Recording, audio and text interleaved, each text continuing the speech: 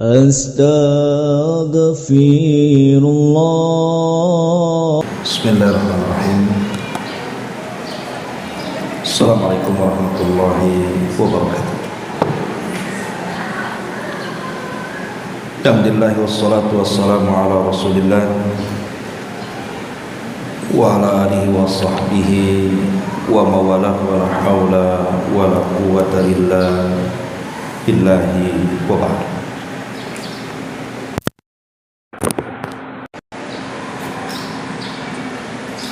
Alhamdulillah, di pagi ini kembali kita duduk untuk bermajelis ilmu di Masjidul Hidayah, dan kita masuk pada poin ke-19 dari kitab 175 Jalan Menuju Surga.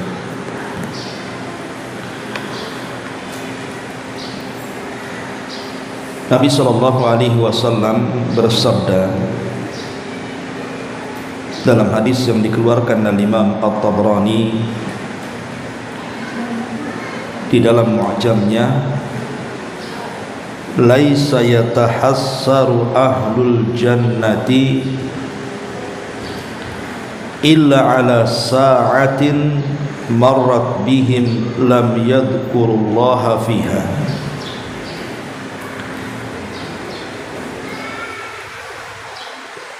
Tidak akan menyesal penduduk sorga kecuali terhadap waktu yang berlalu dalam hidupnya sedangkan mereka tidak berzikir kepada Allah Subhanahu wa ta'ala.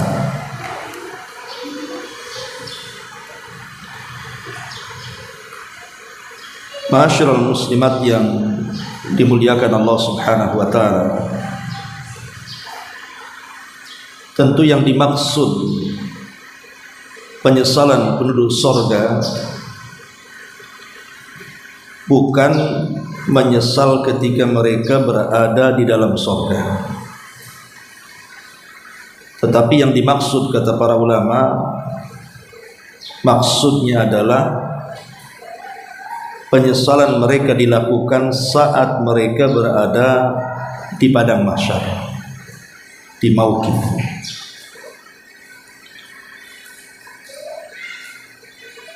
Karena orang yang sudah masuk ke dalam sorga, maka mereka sudah tidak ingat apapun kecuali hanya menikmati semua nikmat yang Allah anugerahkan kepada mereka.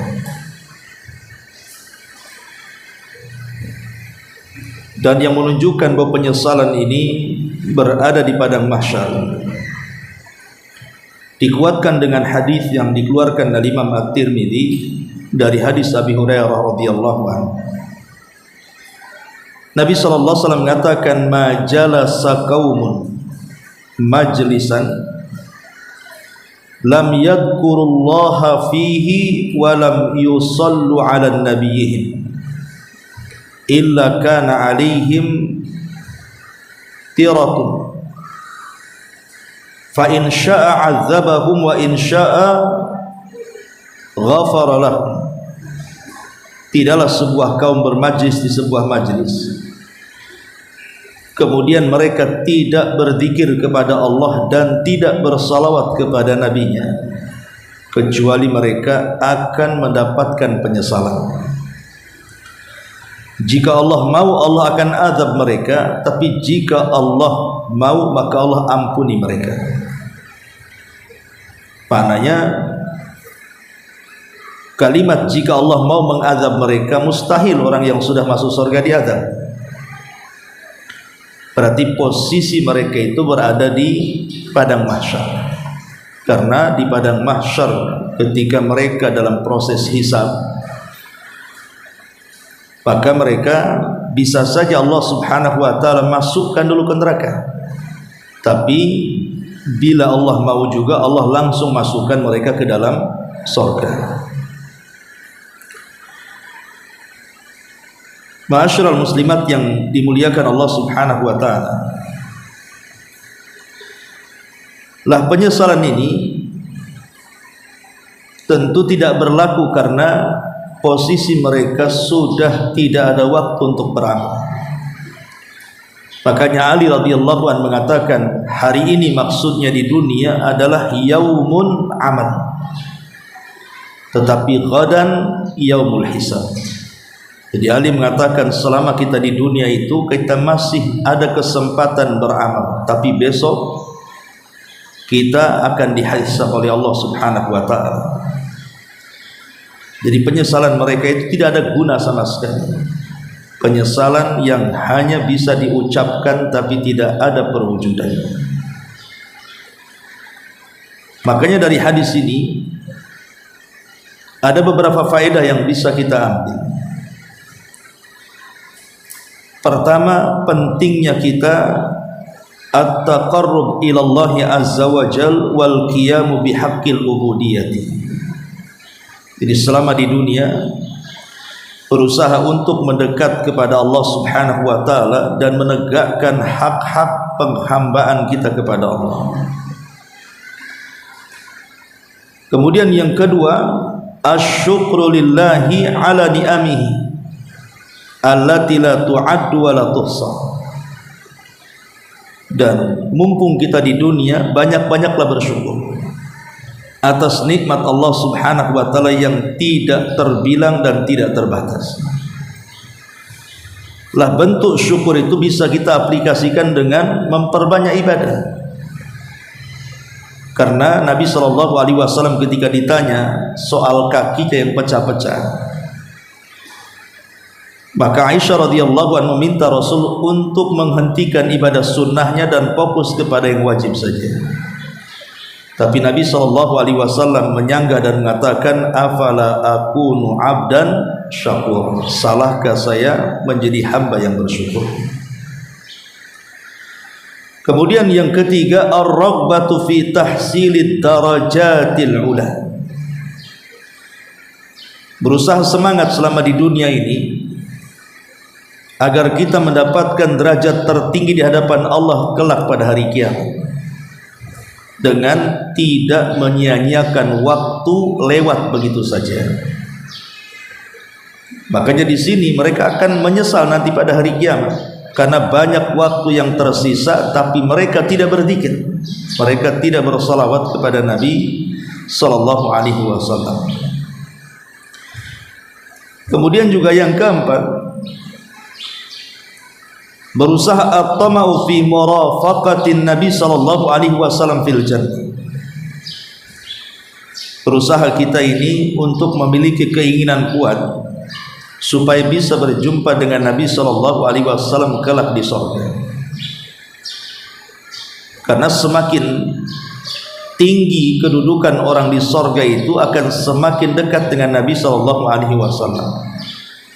Dan itu dengan cara meningkatkan derajat kita di surga. Kemudian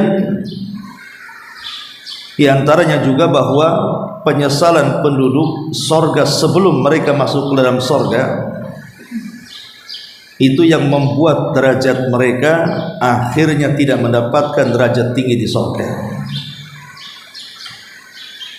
Ma'asyiral muslimat yang dimuliakan Allah Subhanahu wa taala, ada perkataan yang bagus dari Sufyan ibn Uyainah, guru daripada Imam Syafi'i rahimahullahu taala, mengatakan,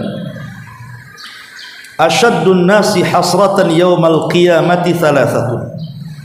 Orang yang paling menyesal pada hari kiamat itu adalah tiga manusia. Kata Sufyan Ats-Tsauri, Sufyan ibn Uyainah rahimahullahu taala mengatakan bahwa orang yang paling menyesal pada hari kiamat itu adalah tiga manusia. Rajulun kana lahu 'abdun fajaa yaumal qiyamati afdal 'amalan min.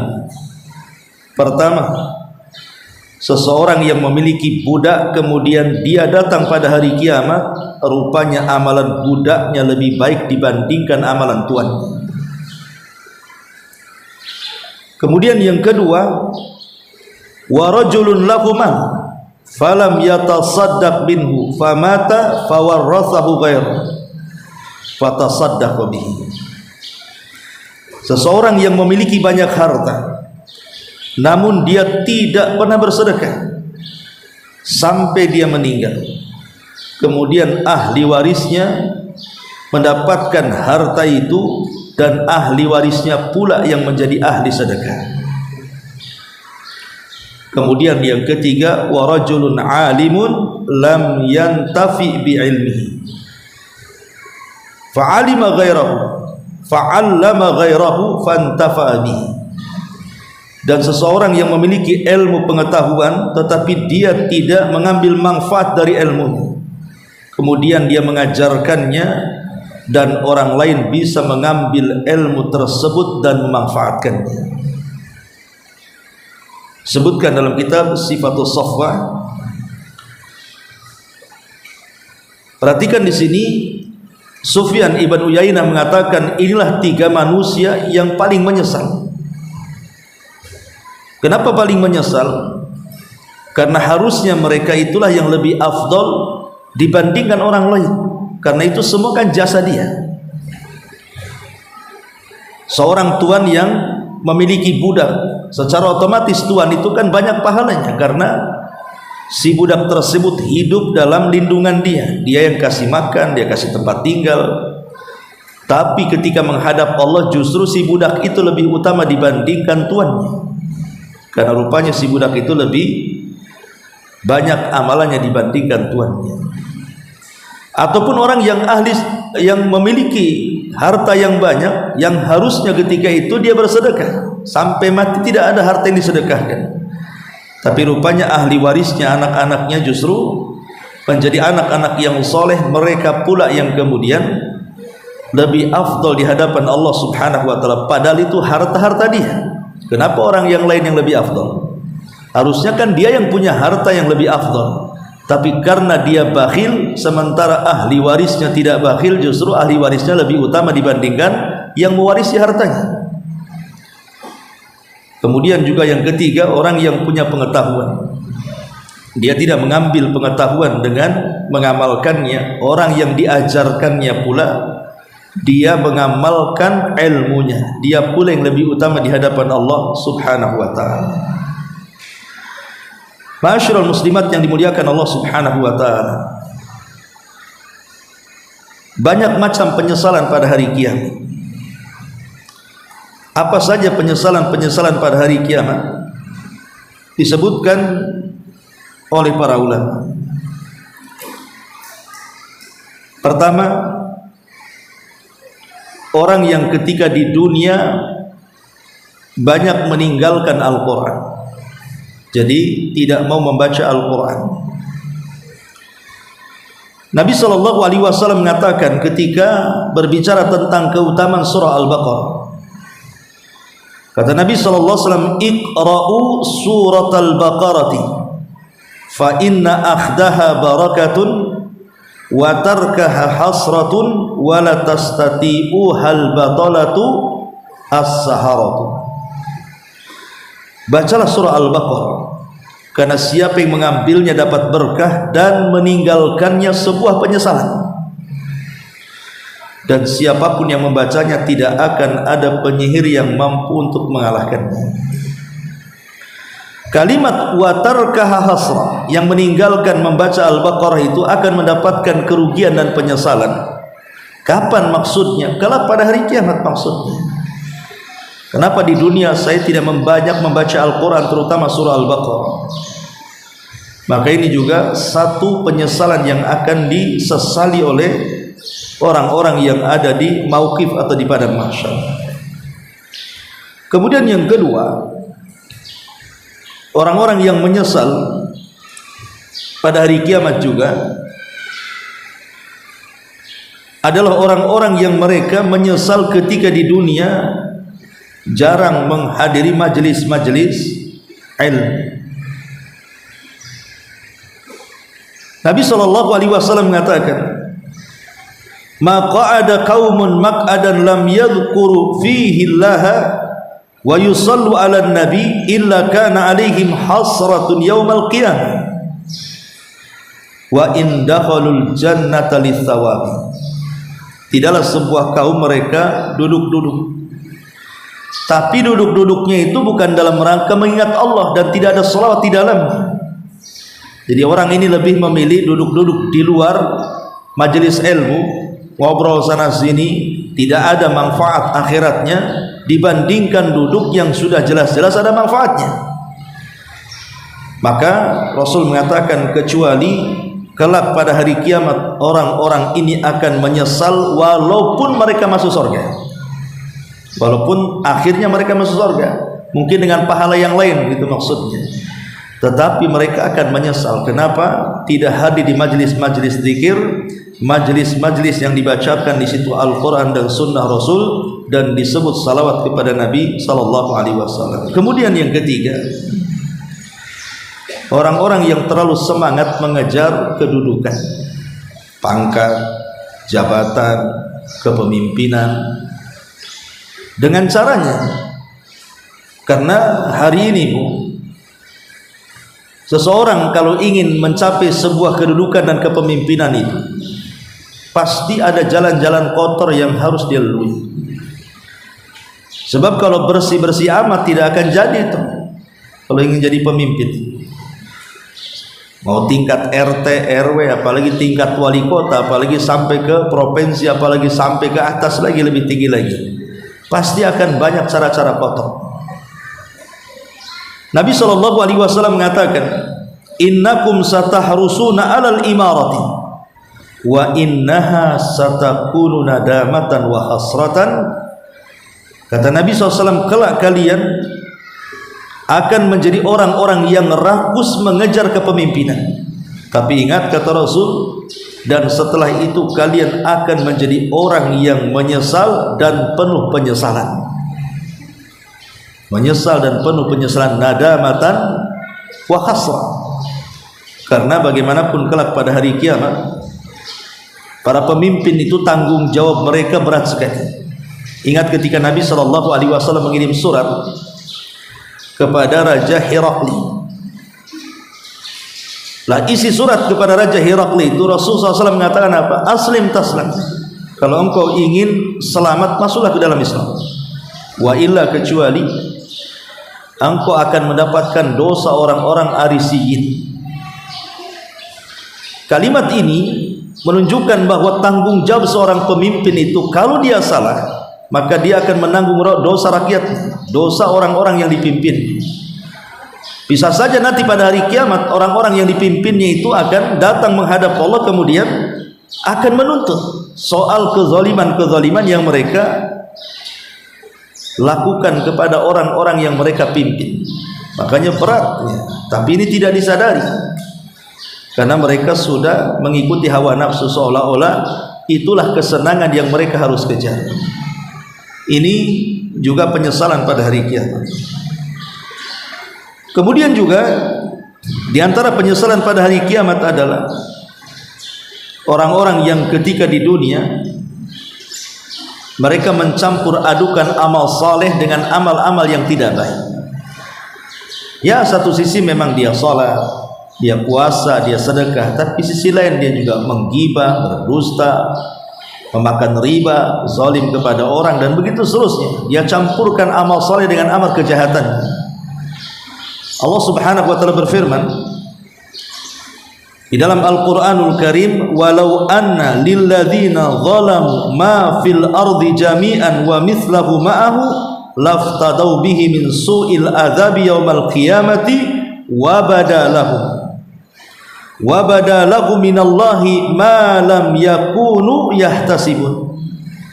Sekiranya orang-orang yang zalim itu mempunyai segala apa yang ada di bumi, dan ditambah lagi sebanyak itu, niscaya mereka akan menebus diri mereka dengan hal itu dari azab yang buruk pada hari kiamat, karena telah tampak jelas bagi mereka azab Allah yang belum pernah mereka pikirkan sebelumnya.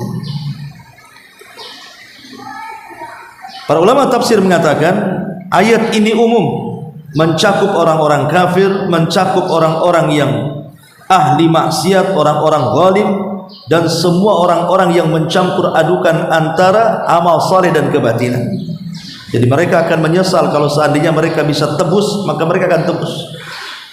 Seandainya mereka punya harta sebanyak apapun, mereka akan tebus. Tapi mereka tidak punya harta di akhirat. Mau tebus dengan apa kan gitu? Yang ada hanya penyesalan saja. Kemudian juga penyesalan yang lain adalah hasratu ahli nar. Penyesalan penduduk neraka. Penyesalan penduduk neraka. Nabi SAW bersabda, la yadkhulul jannata ahadun illa uriya maq'adahu minan nar law asa'a liyazdada syukra wa la yadkhulun nar ahadun illa uriya maq'adahu minal jannah law ahsana liyakuna alaihi hasra. Tidak akan masuk surga salah seorang di antara kalian kecuali diperlihatkan tempat duduknya di neraka. Kalau seandainya dia tahu buruknya neraka, tentu dia akan menjadi orang yang paling bersyukur. Dan tidak akan masuk neraka salah seorang juga kecuali akan diperlihatkan tempat duduknya di sorga. Kalau dia banyak berbuat baik, tentu dia orang yang paling menyesal. Kenapa di dunia aku tidak berbuat baik sehingga aku dimasukkan ke neraka? Dan ini penyesalan penduduk neraka pada hari kiamat. Bahkan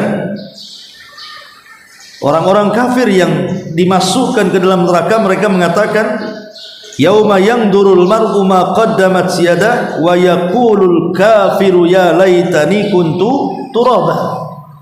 Jadi ketika orang-orang kafir melihat hisab yang Allah Subhanahu wa taala tampakkan di hadapan mereka kepada binatang, kemudian setelah hisab kepada binatang selesai, rupanya binatang-binatang itu tidak diadab, hanya dihisab saja.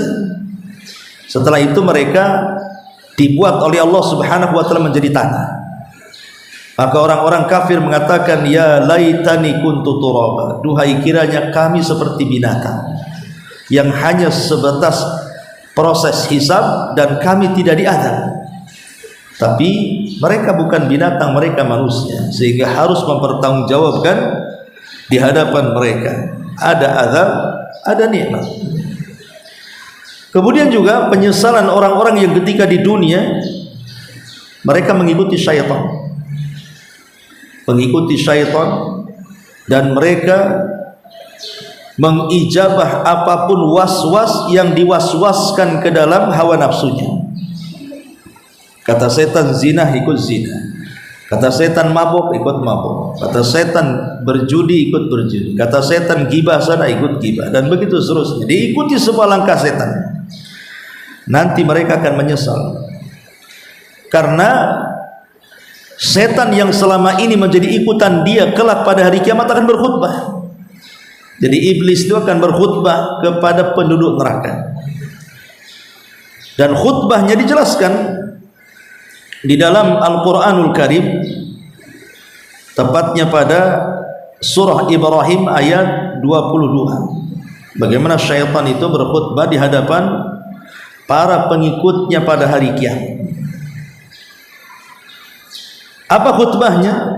Wa qala syaitan lamma qudiyal amru innallaha wa'adakum wa'dal haqq wa wa'adtukum fa akhlaftukum wa ma kana li alaikum min sultanin illa an da'autukum fastajabtum li fala talumuni wa lumu anfusakum ma ana bimusrikhikum wa ma antum bimusrikhi inni kafartu bima asyraktumuni min qabl innadh zalimina lahum adzabun alim. Setan pun berkata ketika semua telah selesai dihisab, sesungguhnya Allah Subhanahu wa taala telah menjanjikan kepada kalian janji yang benar, maksudnya surga. Dan aku juga telah menjanjikan janji yang sama, tapi aku ingkari. Karena aku tidak memiliki kekuasaan, kecuali aku hanya menyeru kalian, tiba-tiba kalian mengikutiku, maka jangan cela aku, celalah diri kalian. Karena sesungguhnya aku tidak mampu menolong kalian sebagaimana kalian juga tidak mungkin menolong diriku. Aku berlepas diri dari apa yang kalian sekutukan tentang aku sebelum itu. Sesungguhnya orang-orang zalim bagi mereka azab yang pedih. Sejak itulah mereka menyesal. Kenapa mereka mengikuti setan? tapi penyesalan mereka tidak ada gunanya. Makanya kemudian dijelaskan juga termasuk orang-orang yang banyak berdosa, banyak melakukan perbuatan dosa di dunia itu, pada hari kiamat mereka menundukkan pandangan karena penyesalannya ketika jelas-jelas di hadapan mereka ada azab. Jadi saat mereka berada di padang mahsyar, kemudian Allah Subhanahu wa taala mendatangkan jahanam di hadapan mereka dengan digeret 70.000 tali kekang, setiap tali kekang digeret 70.000 malaikat itu. Jadi mata mereka melihat jahanam itu. Tiba-tiba mereka hanya menundukkan kepala mereka karena menyesal. Dan mereka dijelaskan dalam Al-Quran, walau tara idil mujrimuna nakisu ru'usihim inda rabbihim. Dan kalau kalian melihat bagaimana orang-orang yang banyak melakukan dosa itu menundukkan pandangan mereka di hadapan jahanam, di hadapan Rabb mereka, kemudian seraya mereka mengatakan, Rabbana absarna wa sami'na farjina na'mal salihan inna muqin. Ya Rabb kami sudah melihat, maksudnya melihat jahanam. Kami telah mendengar, melihat bagaimana gemuruhnya jahanam. Maka kembalikan kami ke dunia agar kami bisa beramal saleh. Kini kami sudah yakin tentang adanya jahanam. Guna penyesalan mereka tidak ada gunanya, karena mereka tidak mungkin dikembalikan ke dunia. Termasuk juga orang-orang yang banyak menyia-nyiakan waktunya. Selama di dunia dihabiskan waktunya bukan hanya untuk maksiat saja, tapi untuk perkara-perkara yang tidak ada gunanya. Jadi waktu itu berjalan begitu saja. Dia gunakan hanya nongkrong dengan handphone dia sepanjang waktunya. Ya, bukan mendengar murotal, bukan pula melihat ceramah-ceramah, tapi yang mungkin yang dilihat itu tidak ada gunanya sama sekali. Atau dihabiskan ngobrol, dihabiskan main ke sana kemari. Nanti mereka pun akan membawa penyesalan, dan itu disebutkan dalam Al-Quran, hatta idza jaa ahadahumul maut, ketika datang kematian kepada mereka, qala, dia mengatakan, rabbirji'uni, ya Allah kembalikan aku ke dunia, la'alli a'malu salihan fi mata, agar aku bisa beramal saleh yang dulu amal saleh itu banyak aku tinggalkan karena disibukkan dengan perkara yang tidak ada manfaatnya. Maka dia baru menyesal pada hari kiamat. Tidak ada guna penyesalan, karena Allah mengatakan, kalla innaha kalimatun huwa qailuha, itu hanya ucapan kalian saja, mustahil kalian dikembalikan ke dunia.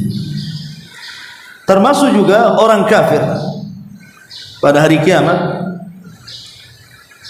bahwa mereka menyesal karena seolah-olah di dunia itu tidak lama. Padahal orang-orang kafir ketika di dunia ini kan, mereka merasa dunia itu surga bagi mereka, dan seolah-olah mereka tidak akan mati. Itulah prasangka orang kafir, karena bagi mereka dunia ini kan surga, dan bagi orang-orang yang beriman dunia ini adalah penjara. Sehingga orang kafir seolah-olah mereka tidak akan meninggal, karena mereka tertipu dengan dunia. Jama'a malahu wa addadah yahsabu anna malahu akhladah. Ketika orang banyak mengumpulkan harta, akhirnya mengira bahwa harta itu mengekalkannya. Tapi lihat Allah Subhanahu wa taala berfirman, qul inna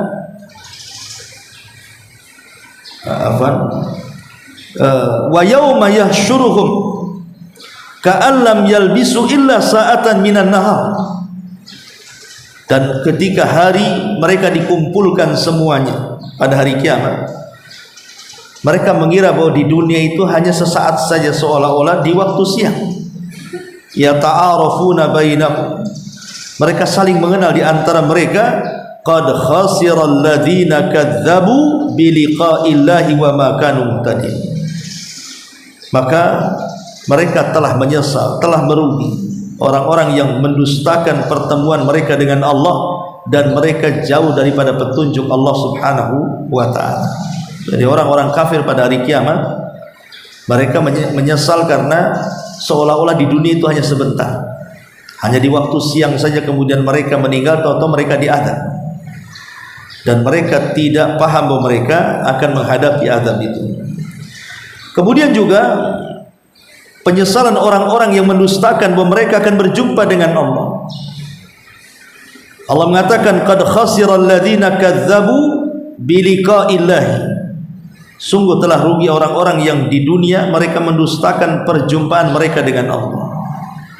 Hatta idza ja'athumus sa'atu baghtatan, ketika datang kepada mereka kematian secara tiba-tiba, qalu, mereka mengatakan, ya hasratana ala ma farratna fiha, duhai merugi aku, katanya, terhadap waktu-waktu yang berlalu begitu saja. Jadi mereka di dunia itu ada orang-orang yang seolah-olah mereka tidak akan berjumpa dengan Allah. Coba lihat orang-orang awam, ya, hukumnya orang-orang awam yang mereka sudah terbiasa meninggalkan sholat seolah tidak jadi beban, yang mereka meninggalkan sholat seolah-olah itu bukan dosa dan tidak ada perhitungan. Kan orang-orang itu kan seolah-olah tidak berjumpa dengan Allah masalahnya kan. Ada orang-orang yang subhanallah sudah susah di dunia, kerjanya ya hanya banting tulang dengan kekuatan tenaga seperti tukang bangunan gitu ya. Itu kan menghabiskan waktunya dengan tenaga mereka. Sudah susah hidupnya, tidak sholat pula mereka. Tidak sholat. Sholat wajib itu tinggalkan, datang puasa Ramadan pun tidak puasa. Oke lah kalau puasa mungkin mereka punya alasan karena kerja tak kuat. Tapi sholat yang hanya 5 waktu, yang hanya 5 menit atau paling lama 10 menit, masa tak bisa? Dan mereka merasa nggak ada dosa ketika meninggalkan sholat itu. Orang-orang pasar yang pagi-pagi buta gitu ya, padahal keluar di azan subuh itu bukan keluar ke masjid, keluar ke pasar mereka. Itu mereka tidak merasa bahwa mereka akan berjumpa dengan Allah. Mereka akan mempertanggungjawabkan di hadapan Allah. Makanya kemudian Allah mengatakan, sungguh rugi orang-orang yang mereka mendustakan bahwa mereka akan berjumpa dengan Allah. Ketika kematian baru mereka mengatakan, ya hasratana ala ma farratna fiha, duhai rugi aku. Nah sekarang kenapa kau bilang rugi setelah kematian? Kemudian juga penyesalan itu akan terjadi juga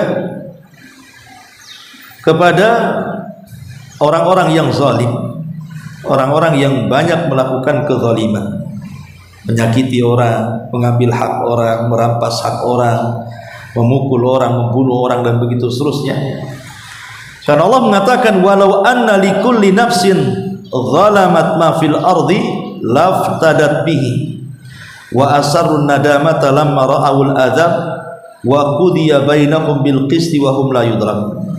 Kalau seandainya tiap-tiap jiwa ini melakukan kezaliman di bumi ini, kemudian mereka dihadapkan kepada Allah dengan azab, maka mereka siap untuk menebus dengan apa yang mereka miliki. Mungkin mustahil. Pada hari kiamat nggak ada yang harta yang mau digunakan untuk sebagai tebusan kan itu. Wa asarrun nadamata, baru mereka pun merasakan penyesalan tatkala mereka melihat azab Allah Subhanahu wa taala. Kemudian juga penyesalan itu akan berlaku ketika di dunia orang-orang yang salah mengambil kawan. Ada orang-orang yang di dunia itu salah mengambil kawan gitu. Makanya pertemanan dalam Islam itu diatur. Nabi SAW mengatakan bahwa al-mar'u ala dini khalil. Seseorang itu ditentukan agama kawan. Falyanzur ila man yukhalil. Maka hendaklah lihat siapa yang akan kau jadikan kawan. Jadi dalam Islam itu perkawanan itu sangat ketat aturan. Karena kawan itu disebut sahib. Kawan itu bisa narik, kata orang Arab. Disebutkan dalam Al-Quran, Allah mengatakan, ya wailata laitani lam attakhid fulanan khalila. Wahai celaka, kenapa di dunia aku tidak menjadikan si fulan itu teman baikku, katanya. Akhirnya kemudian teman itu pun yang menjerumuskan aku ke neraka. Ya laitani ittakhadtu ma'ar rasuli sabila. Kenapa aku tidak mengambil yang itu saja yang sudah jelas-jelas bisa menyelamatkan aku? Kenapa aku ambil yang ini? Itu maksudnya. Maka hati-hati mencari kawan. Nanti kalau sudah menjerumuskan kita ke dalam dosa, baru nanti di hadapan Allah akan menyesal. Kenapa aku berkawan dengan dia? Kemudian juga Orang-orang yang menyesallah orang-orang yang dhayya amalah, menyia-nyiakan hartanya fid dunya, ketika di dunia, dan dia tidak pernah berinfak dengan hartanya.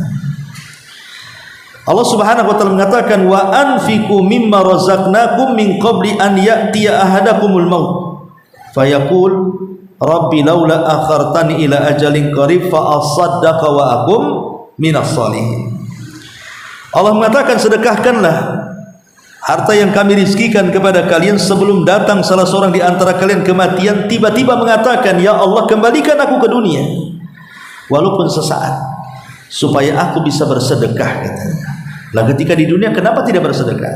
Setelah mati pula bicara saya akan bersedekah. Maka ini juga orang-orang bakhil itu akan menyesal pada hari setelah kematian.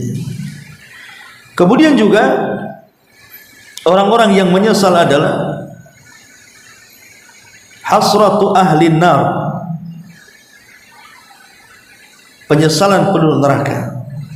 Penyesalan penduduk neraka yang Allah Subhanahu wa taala masukkan ke dalam neraka, mereka menghendaki supaya mereka dikeluarkan dari neraka. Allah Subhanahu wa taala mengatakan, wa hum yastarihuna fiha, dan mereka pun berteriak-teriak di neraka karena azab yang sangat pedih. Kemudian mereka mengatakan, Rabbana akhrijna, ya Allah, keluarkan kami dari neraka. Na'mal salihan, kami akan beramal saleh, ghairal ladzi kunna na'mal, menyelisih apa yang telah kami lakukan dahulu. Tapi Allah Subhanahu wa taala membantah mereka dan mengatakan, awalam nu'ammirkum ma yatadzakkaru fihi man tadzakkar. Bukankah aku di dunia sudah memberikan usia panjang? Kemanakan usia itu? Kenapa baru menyesal sekarang? Jadi penduduk neraka itu mereka sangat menyesal karena siksa yang mereka derita luar biasa. Termasuk juga mereka akan menyesal ketika melihat penduduk sorga, di mana penduduk sorga itu menikmati kenikmatan yang Allah anugerahkan kepada mereka berupa makanan dan minuman, sehingga mereka memanggil-manggil dalam penyesalannya penduduk sorga dan meminta sesuatu untuk dilempar ke dalam neraka. Allah mengatakan, wa nada ashabun nar ashabal jannah an afidhu alaina minal ma aw mimma razaqakumullah qalu innallaha harramahum 'alal kafirin. Jadi ketika penduduk neraka itu di atas penyesalannya, mereka memanggil-manggil penduduk sorga, karena sebagian ahli tafsir mengatakan antara sorga dan neraka itu ada jendela, di mana dari jendela neraka itu mampu melihat penduduk sorga yang sedang menikmati kenikmatannya, dan penduduk sorga dari jendela itu juga memandang penduduk neraka yang sedang disiksa dengan azabnya. Jadi mereka saling berkomunikasi lewat jendela itu. Nah, di sini Allah gambarkan komunikasinya ketika penduduk neraka mereka memanggil-manggil penduduk sorga. Kemudian penduduk neraka mengatakan, lemparkanlah kepada kami sedikit dari air atau makanan yang Allah rizkikan kepada kalian. Tetapi penduduk sorga pun menjawab, innallaha harramahu ma'adal kafirin. Allah haramkan keduanya kepada orang kafir. Dan itu juga penyesalan penduduk neraka ketika melihat penduduk sorga. Bahkan penyesalan mereka itu sampai kemudian mereka melobi para penjaga neraka. Orang-orang yang masuk ke dalam neraka itu, mereka melobi para penjaga neraka agar mereka memintakan kepada Allah agar Allah meringankan siksa mereka. Dan itu digambarkan dalam Al-Quran, wa qala alladhina fin nari li khazanati jahannam, wa qala alladhina fin nari li khazanati jahannam ud'u rabbakum yukhaffif anna yawman minal adha. Dan orang-orang yang di neraka itu berkata kepada para penjaga neraka jahanam, berdoalah kepada Rabb kalian agar Rabb kalian meringankan azab kami di sini walaupun satu hari, katanya. Maka para penjaga neraka atau para malaikat itu membantah dan mengatakan, qalu awalam taku ta'tikum rusulukum bil bayyinat. Bukankah dulu di dunia Tuhan kalian sudah mengutus utusan dengan membawa keterangan yang nyata, kenapa kalian tidak ikut? Ya. Kemudian mereka pun mengatakan, bala, tentu memang betul Qalu fad'u wa ma du'aul kafirina illa fi dhalal. Kalau gitu silahkan berteriak, karena teriakan orang-orang kafir itu percuma saja. Kalian berteriak-teriak sekencang-kencangnya neraka juga tidak akan didengar. Ma'asyiral muslimat yang dimuliakan Allah Subhanahu wa taala, bahkan lebih daripada itu, mereka bukan hanya melobi para penjaga jahanam, tapi para pemimpin penjaga neraka jahanam. Siapa pemimpinnya? Malik, malaikat Malik. Mereka melobi malaikat Malik dengan firman Allah Subhanahu wa taala mengatakan, wa nadau ya Malik liyaqdiya alaina rabbuk. Wahai malaikat Malik, mintalah kepada Rabbmu, matikan saja kami sudah kami tidak mau hidup di neraka lagi. Tapi malaikat Malik mengatakan, qala innakum makithun. Oh, tidak bisa, kalian harus tinggal lama di sini. Lihat bagaimana penyesalan mereka pun neraka ketika mereka masuk ke dalam neraka. Termasuk juga penyesalan yang akan diterima adalah penyesalan orang-orang yang ketika di dunia hanya bisanya taklid saja kepada para dai, para duat yang mengajarkan kesesatan. Kata kiainya ke barat, ikut ke barat. Kiainya ngomong ke timur, ikut ke timur. Pokoknya orang-orang yang taklid, kan ada di masyarakat yang taklid. Padahal jelas-jelas gurunya di atas kebatilan. Apalagi di negeri kita ini, setiap penyeru kesesatan itu ada saja pengikutnya. Orang yang ngaku nabi saja jelas-jelas tidak ada nabi kecuali Rasul, ada juga pengikutnya. Lah orang-orang yang kemudian mengikuti tokoh-tokoh sesat, maka mereka akan mengalami penyesalan pada hari kiamat. Kenapa mereka tidak mencari kebenaran selama hidup mereka di dunia? Perhatikan penyesalan mereka. Wa qala alladziina taba'u law anna lana qarratan fanatabarra'a minhum kama tabarra'u minna. Kadzalika yurihimullahu a'malahum hasaratin 'alaihim wa ma hum bikharijina minan nar. Dan orang-orang yang mengikuti berkata, sekiranya kami mendapat kesempatan kembali ke dunia, tentu kami akan berlepas diri dari tangan mereka, sebagaimana mereka hari ini berlepas diri dari kami. Demikianlah Allah memperlihatkan kepada mereka amal perbuatan mereka yang telah menjadi penyesalan bagi mereka pada hari kiamat, dan mereka tidak akan pernah keluar dari api neraka. Jadi hati-hati kalau seseorang berguru atau mencari guru gitu, pastikan guru yang kita ambil ilmunya itu betul-betul mendakwahkan yang hak. Jangan asal mengambil guru saja, rupanya menyesatkan dia.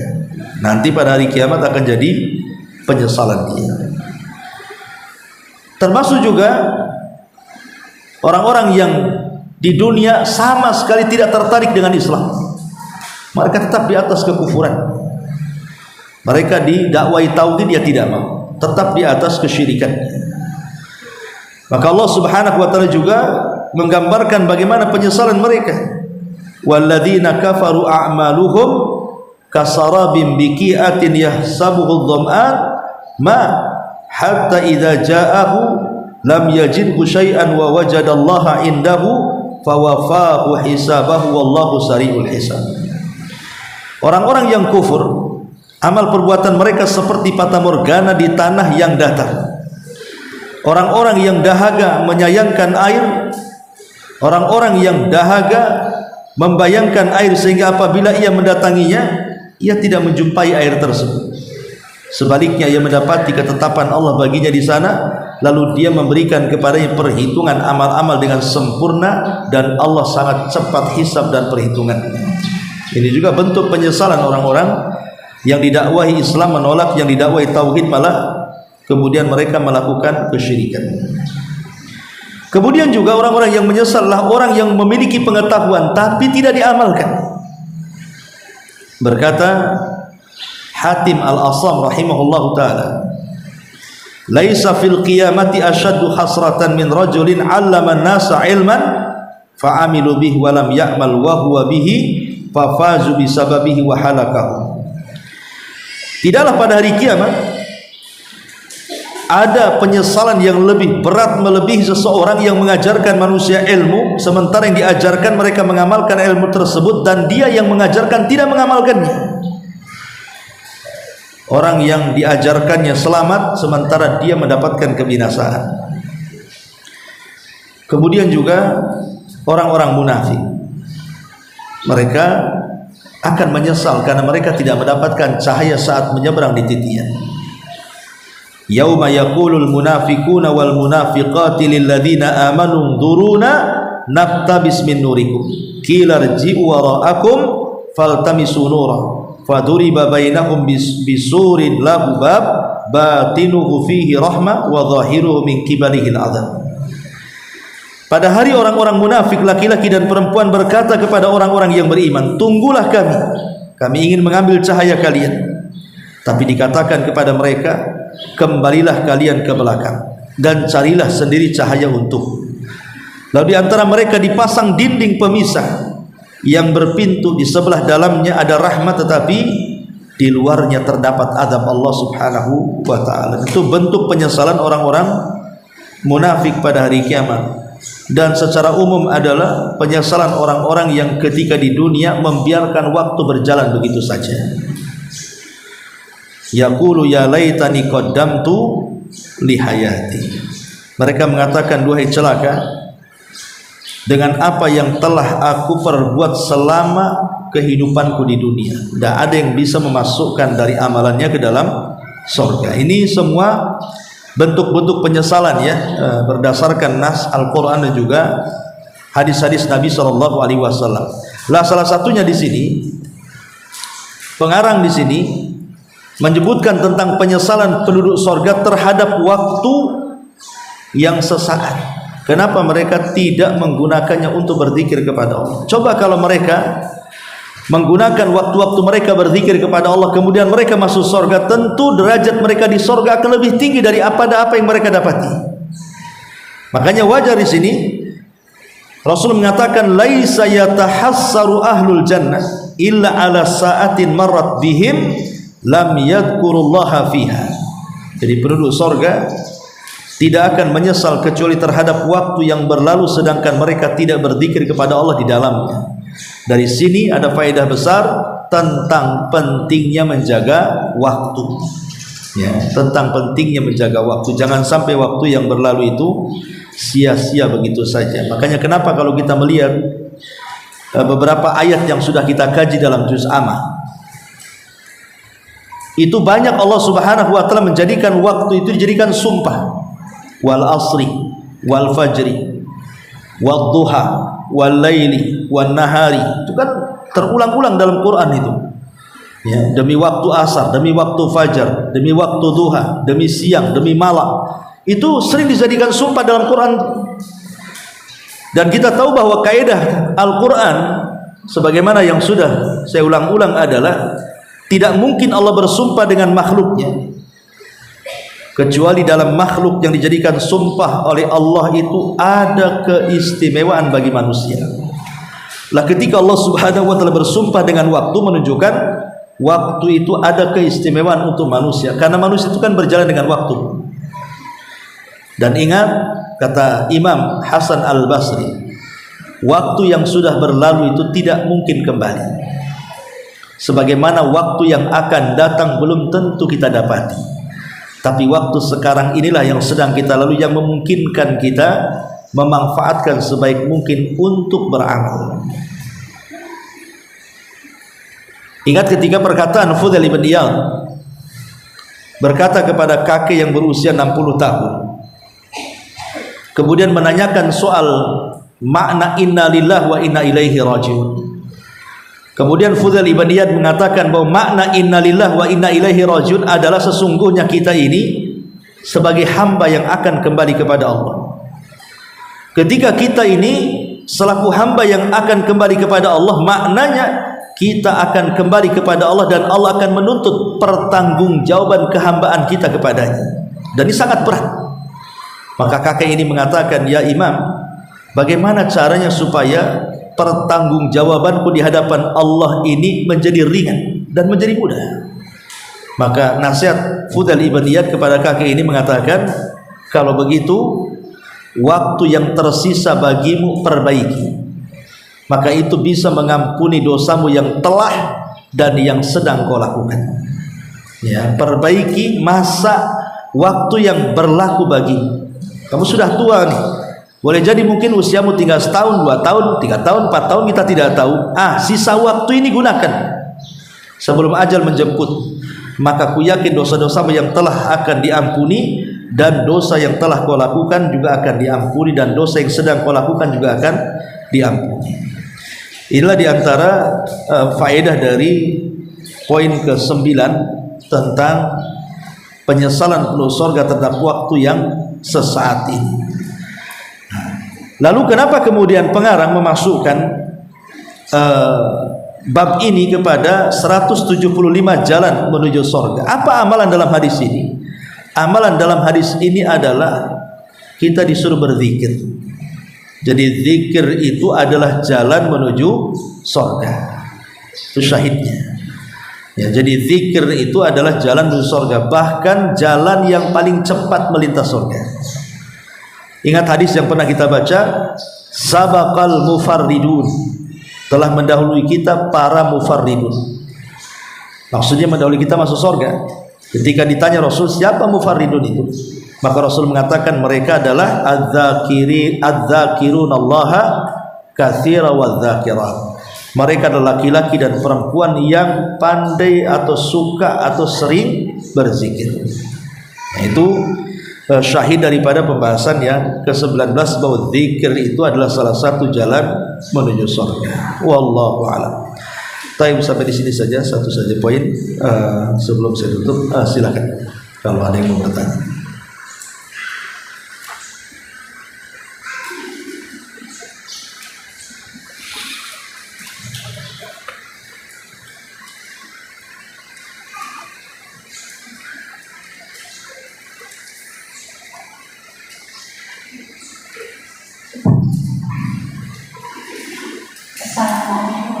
Waalaikumsalam.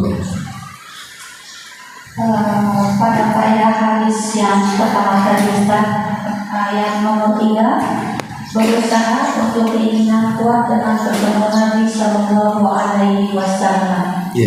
Yang Anda tanyakan Ustaz, banyak cara kita untuk keinginan kuat bertemu dengan Nabi Sallallahu Alaihi Wasallam. Di antara yang banyak ini mana yang lebih layak atau lebih afdal kita lakukan Ustaz? Apakah kita berselawat ataukah dengan kita melaksanakan sunnah-sunnah yang diperintahkan Nabi melalui hadis-hadisnya itu sudah merupakan usaha kita untuk berkeinginan bertemu Rasul, atau dengan setiap doa-doa kita bermunajat kita selalu minta kepada Allah Subhanahu wa Ta'ala agar kita dipertemukan. Dan keutamaan di hari Jumat itu lebih utama memperbanyak salawat kepada Nabi daripada membaca surat Al-Kahfi. Di antara itu semua mana yang diafdal, yang utama kita lakukan? Iya, alhamdulillah. Ada sebuah hadis Nabi SAW pernah ditanya oleh Arab Badui, Arab gunung, tentang kapan terjadi kiamat. Tapi Nabi SAW tidak menjawab sampai 3 kali. Ditanya kapan kiamat, Rasul tak jawab. Jadi Nabi SAW mengatakan, manis sa'il, siapa tadi yang bertanya? Menghadap. Akhirnya datanglah Arab Badui dan mengatakan, saya wahai Rasul. Maka Nabi SAW mengatakan, wa ma'adattalah, apa yang kau siapkan tentang terjadinya kiamat? Karena aku yang bertanya kapan kiamat. Maka orang ini mengatakan, la syai'a ya Rasulullah, tidak ada wahai Rasul, illa kecuali inni uhibbullaha wa rasul, kecuali aku sangat cinta dengan Allah dan Rasul. Ketika mendengar kalimat yang terakhir ini, kecuali aku sangat cinta kepada Allah dan Rasulnya, maka Nabi SAW senyum kemudian mengatakan, idzan anta ma'aman ahbabta, kalau begitu engkau akan bersama idola, bersama orang yang kau cintai. Artinya ketika kita mencintai Allah dan Rasulnya, maka kita akan bersama Allah dan Rasulnya. Anas bin Malik radhiyallahu anhu ketika mendengar sabda Rasul kepada Arab Badui tadi, bahwa seseorang akan bersama orang yang dicintainya. Dia mengatakan, demi Allah aku tidak pernah sebahagia hari ini sejak aku masuk Islam, kecuali setelah mendengar Rasul mengatakan engkau akan bersama idolamu. Kemudian Anas mengatakan, karena sungguh aku sangat mengidolakan Rasul, sangat mengidolakan Abu Bakar, sangat mengidolakan Umar, walaupun aku tidak seperti amalan mereka.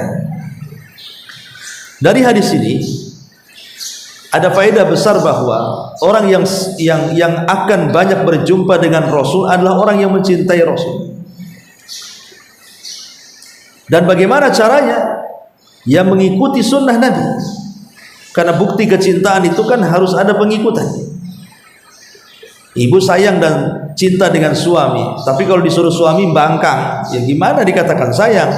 Itu enggak sayang, kurang ajar namanya. Ya. Kalau kita mengaku cinta kepada Rasul, sayang dengan Rasul, tapi setiap perintah Rasul dilanggar, setiap larangannya dikerjakan, itu bukan cinta namanya. Lah ketika kita sudah paham kaidah ini, berarti semua yang dicintai Nabi Shallallahu Alaihi Wasallam itu bisa menjadikan kita berjumpa dengan Nabi. Ya salawat juga dicintai Nabi, mengkafilah anak yatim dicintai Nabi, kan gitu. Kemudian melakukan sunnah-sunnah juga dicintai Nabi, dan begitu seterusnya. Jadi kalau kita ingin banyak-banyak berjumpa dengan Rasul, cintai Rasul. Dengan cara apa? Memperjuangkan agamanya, kemudian juga menjalankan sunnah-sunnahnya. Karena kalau dirinci itu kan bagian dari sunnah juga. Kalau dirinci itu ya, memperbanyak sholawat bagian dari sunnah, mengkafil anak yatim bagian daripada sunnah, menjalankan sunnah bagian daripada sunnah, dan begitu seterusnya. Jadi tidak ada yang lebih utama. Intinya kalau ingin berjumpa dengan Rasul, ya cintai Rasul. Dengan cara apa? Ikuti sunnahnya. Selesai. Ya. Adapun tentang di hari Jumat, sholawat dan membaca surah Al-Kahfi itu dua amalan yang berbeda. Salawat memang dianjurkan sendiri diperbanyak di hari Jumat, ya surah Al-Kahfi juga sama. Ada tentang surah Al-Kahfi memang dijadikan polemik tentang sahih dan tidaknya. Bagi yang melemahkan hadis tentang baca surah Al-Kahfi dari Jumat, ya tidak usah baca kan gitu ya. Tapi bagi yang mensahihkan, maka itu sangat dianjurkan dibaca di hari Jumat. Karena surah Al-Kahfi dengan hari Jumat itu ada korelasinya. Karena surah Al-Kahfi itu kan bicara tentang beberapa fitnah yang akan dibawa Dajjal, dan hari Jumat sendiri adalah tentang kiamat. Ya, karena kiamat terjadi di hari Jumat, dan Dajjal itu keluarnya sebagai tanda-tanda munculnya kiamat. Makanya ada korelasi antara surah Al-Kahfi dengan hari Jumat itu. Kenapa tidak dibaca di hari lain? Karena kiamat itu terjadi di hari Jumat. Itu korelasinya di sini. Wallahu a'lam. Satu lagi Ustaz. Iya. Pada yang kedua, orang yang paling menyesal dari kiamat yang ketiga tadi, terus seseorang yang punya harta namun tidak bersedekah, ahli warisnya yang paling bersedekah. Yang menanyakan Ustaz, ketika orang tuanya memang awam dan tidak paham dengan agama, setelah punya anaknya disekolahkan di tempat dipondokkan, dia mengerti tentang termasuklah tentang harta dan ahli warisnya, apakah orang tuanya juga itu tidak mendapatkan manfaat dari harta yang disediakan oleh anak-anaknya tadi Ustaz? Ya, alhamdulillah. Kalau ada orang tuanya punya harta kemudian dia bakhil, tentu berdosa. Dan ada perhitungan tersendiri soal harta. Dari mana kau dapatkan, kemana kau belanjakan. Ketika kemudian dia meninggal, anaknya yang mengambil harta sebagai ahli waris dan dia pandai menggunakannya, sehingga dia menjadi ahli sedekah. Seperti sabda Nabi SAW mengatakan, malun soleh li rajulin soleh, harta yang baik itu kalau yang megang orang baik, tapi harta menjadi jahat kalau yang megang orang jahat. Ya. Maka anaknya akan dapat pahala dari warisan kedua orang tuanya, karena tidak ada hubungan harta yang dicari orang tua dengan harta yang didapat oleh anak dari warisan. Begini, kalau ada orang tua ini ketika mencari harta dengan jalur yang haram, anggaplah dia berjudi, dapat uang banyak, ya korupsi atau apalah pokoknya, kemudian meninggal, menjadi harta warisan anaknya.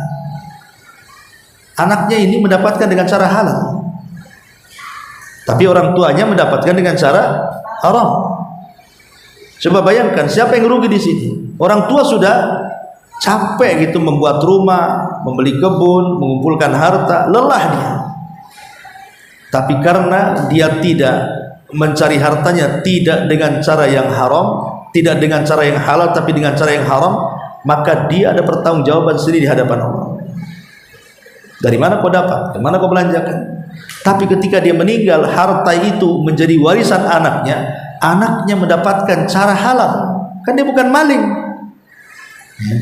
Dia nggak merampok, dia dapat warisan, dan warisan sah dalam Islam. Jadi sebenarnya kan rugi kita yang capek, kita pula yang diazab, gitu maksudnya. Kalau kita berpikir dengan sehat ya. Makanya kenapa kalau memang kita mendapatkan yang tidak layak sebelum kita meninggal diwariskan kepada anak dengan cara yang halal. Jangan sampai kemudian kita yang lelah letih di dunia tiba-tiba diazab gara-gara harta. Makanya kemudian sedekahkanlah di waktu dia masih hidup. Karena banyak orang tua yang salah kaprah. Mereka mengumpulkan harta itu bukan untuk dia tapi untuk anaknya. Ya betul, kita tidak boleh meninggalkan anak kita ini terlahir menjadi pengemis karena tidak meninggalkan harta dari orang tuanya. Tapi bukan berarti dia melupakan kewajiban dia kepada Allah Subhanahu wa taala. Ada hak harta di situ yang harus dikeluarkan. Ya, itu maksudnya di situ. Wallahu a'lam. Ustaz, Ya. ini sudah pernah dijelaskan, cuma untuk lebih detail itu ada amalan yang dilakukan oleh seorang anak. Itu amalan itu kan terus mengalir kepada orang tuanya, dan ada amalan yang dilakukan oleh anak, namun orang tua tidak mendapatkan pahalanya. Itu maksudnya gimana ya Ustaz? Begini ya, maksudnya begini. Kalau ada orang tua ini di dunia tidak baik, tapi dia bisa masuk surga karena syafaat anaknya. Karena anaknya jadi anak soleh, kemudian mendoakan orang tua, dapat syafaatnya. Tetapi kondisi orang yang mendapatkan syafaat dengan orang yang memberikan syafaat karena izin Allah, itu kan derajatnya beda, walaupun sama-sama masuk surga. Orang tua masuk surga karena diselamatkan anaknya, sementara anak masuk surga karena amalannya. Ya tentu itulah yang menjadikan orang tua menyesal. Kenapa aku yang harusnya mendidik dia jadi orang soleh yang lebih tinggi derajatnya, kenapa dia pula di atas aku, gitu bahasanya. Ya kan? Walaupun sama-sama masuk surga kan derajatnya berbeda di situ. Bisa dipahami maksud saya? Iya. Itu walaupun seperti anak yang sudah meninggal belum baik, kita Allah menyuruh dia masuklah kamu ke dalam surga, namun dia menanti orang tuanya. Apakah ada kemungkinan juga terjadi anak yang tidak berdosa itu lebih tinggi dari orang tuanya, Ustaz? Sementara kita tidak punya dosa, Ustaz. Adapun anak-anak yang meninggal itu mereka kan belum punya pahala dan belum punya dosa, mereka di atas fitrah, sehingga menjadi perselisihan para ulama. Kemana anak-anak yang belum balik meninggal itu di surga? Karena mereka belum mukallaf di dunia. Apakah kemudian mereka juga akan sama posisinya dengan orang-orang dewasa? Ya. Apakah tetap mereka akan dijadikan wildan, anak-anak yang akan menjadi kelucuan bagi orang tuanya di surga? Ini kan menjadi perselisihan panjang ulama. Karena mereka kan belum ada beban untuk melakukan, walaupun mereka melakukan dosa kan mereka tidak berdosa. Seandainya mereka melakukan pahala pun bukan untuk dia tapi untuk orang tuanya. Sehingga kemana anak-anak ini lahir? Apakah kemudian di sorga mereka dibuatkan sorga tersendiri, ataukah mereka tetap jadi anak-anak seperti itu? Ini menjadi khilaf ulama panjang masalah ini. Karena orang-orang yang sudah jelas mendapatkan sorga dan tingkatan-tingkatannya itu karena amalan mereka. Maksudnya orang-orang yang sudah mukallaf, yang sudah memang terbebani syariat, baru mereka akan dijanjikan surga dengan tingkatan-tingkatannya. Terus pahala yang harus mengalir setelah kita meninggal dunia, salah satu adalah doa dari anak yang soleh. Terus apakah pahala itu juga terus mengalir ketika bukan dari anak yang soleh, Ustaz? Anak angkat atau mengalir walaupun tidak ada kaitan dengan anak. Walaupun kita dengan tetangga doakan, ya mengalir lah. Karena ada ayatnya, Rabbana ighfir lana wa li ikhwanina alladzina sabaquna bil iman. Oh, berarti hadis yang mengatakan ada 7 hal yang ketika dia meninggal itu bukan mutlak berarti Ustaz. Iya, tapi kalau doa anak kepada orang tua itu khusus. Artinya kan lebih afdol, lebih mengena. Karena itu orang tuanya sebagai bentuk birrul walidain. Ya, sebagai bentuk birrul walidain setelah kematiannya. Dia mendoakan. Dan itu ada nas sendiri. Ya, adapun soal sampai doa kita kepada orang lain, dia sampai. Ya, seperti mamanya saya berbuat baik sama ibu, kemudian saya meninggal, ibu mendoakan saya. Sampai ya sampailah. Karena ada ayatnya tadi, Rabbana ighfir lana wa li ikhwanina alladzina sabaquna bil iman. Dan kita juga disuruh untuk mendoakan kaum muslimin, baik yang hidup ataupun yang sudah meninggal, menunjukkan sampainya pahala kita kepada mereka. Kalau kita ziarah kubur mamanya kan, ya kita doakan juga orang-orang di sekitar kuburan. Ini sudah kita bahas. Kalau kita mendoakan orang-orang yang ada di kuburan itu, maka kita akan mendapatkan setiap kebaikan pada setiap penghuni kuburan. Ya, wallahu a'lam. Subhanallah, hamdika, asyhadu an la ilaha illa anta, astaghfiruka.